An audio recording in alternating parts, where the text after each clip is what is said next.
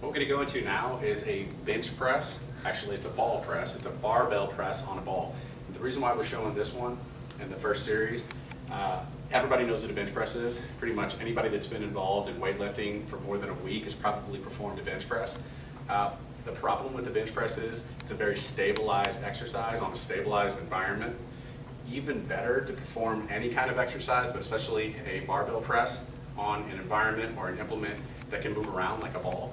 As soon as you put yourself on a ball and start pressing, you're going to automatically recruit more core musculature because your brain knows it's unstable. That ball can move around. So when you're pressing on a ball, you're involving a lot more muscle, especially core muscle and hip muscle, into the movement than you would on a bench that holds you in one place. So much more functional training. You're talking about athletics, very important. Athletics are usually performed in an unstable environment, so that's more like the environment that you play your sport. If you're just trying to lose weight, again, you're involving more muscle into the movement, you're burning more calories, takes more energy to perform the exercise. So it works for everybody. What we're going to do here is Kim's going to set herself up about a foot away from the bar. You see she's about a foot away, sitting at the apex of the ball. Now you can do this with a spotter too. Actually, that's preferable if you can. The spotter can hand you the bar. If you're self-spotting, this is how you unrack it from one of the barbell racks. So Kim's going to roll under the ball, roll under the bar, on the ball, about a shoulder width grip. Always for a bench press, you're driving through the knuckles and not the wrists. So she's driving through the knuckles. She's going to keep her elbows across her chest the whole time.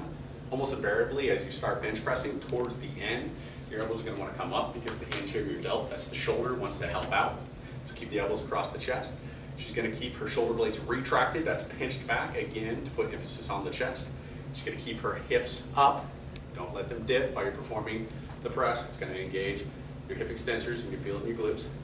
And she's going to actually go ahead and press down just shy of touching the chest. Drive straight up from that point every time. If you veer outside of your path of motion, you're going to burn a lot of energy pulling it back in, so try to keep it inside your path of motion.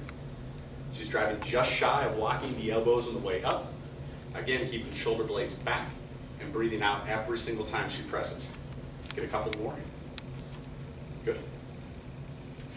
I'm just going to roll back this way. Come on down. Push against the bar, and she'll roll herself back up into her original position.